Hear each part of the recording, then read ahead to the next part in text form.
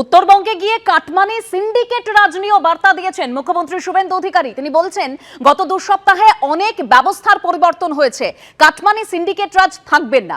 কি বললেন শুনুন। ইতিমধ্যে আপনারা দেখেছেন এই 2 সপ্তাহে অনেক ব্যবস্থার পরিবর্তন হয়েছে। যে ব্যবস্থার পরিবর্তনে কাটমানি থাকবে না, সিন্ডিকেট রাজ থাকবে না, মাফিয়াগিরি থাকবে না এবং রাষ্ট্রবিরোধী কোন কর্মকাণ্ড হবে না আমাদের এই ভূমি থেকে। এটাই হোক আমাদের আগামী দিনের স্বপ্ন।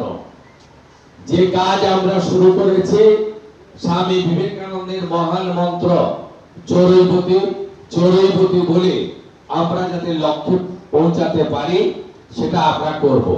যে ছবি দেখতে পাচ্ছেন, বিধানসভা চত্বরে তৃণমূলের অবস্থান বিক্ষোভ। বিধানসভার বাইরে আম্বেদকর মূর্তির পাদদেশে তৃণমূলের এই অবস্থান বিক্ষোভ।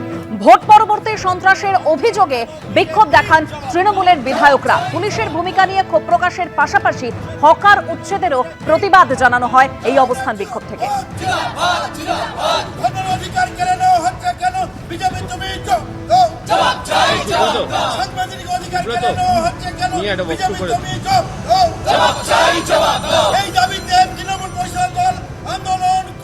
আমাদের এই প্রতিবাদ সার্বিকভাবে যেভাবে গণতন্ত্রকে ধ্বংস করছে, যেভাবে নির্বাচনোত্তর সন্ত্রাসে তৃণমূল কংগ্রেসের কর্মীদের ঘরছাড়া করা হয়েছে, দোকান লুট করা হয়েছে, পাড়ায় ফিরতে দেওয়া হচ্ছে না, পুলিশ নিরপেক্ষ ভূমিকা পালন করার বদলে দলদাসের ভূমিকা পালন করছে,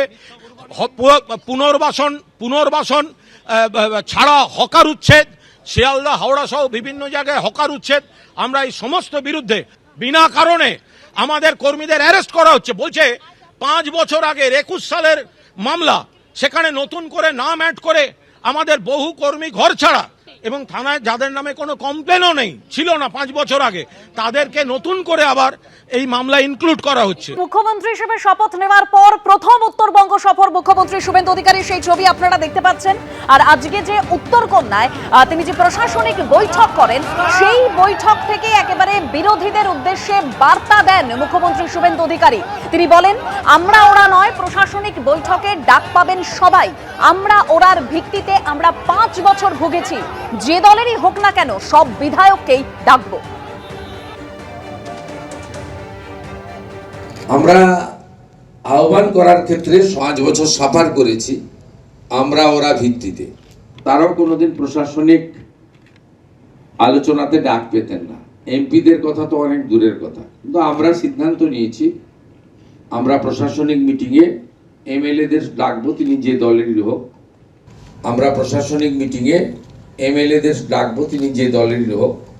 শুধুমাত্র আমাদের পলিটিক্যাল লাইক মাইন্ডেড এমপিদেরকে আমরা ডাকতে বলেছি, মুখ্য সচিবকে।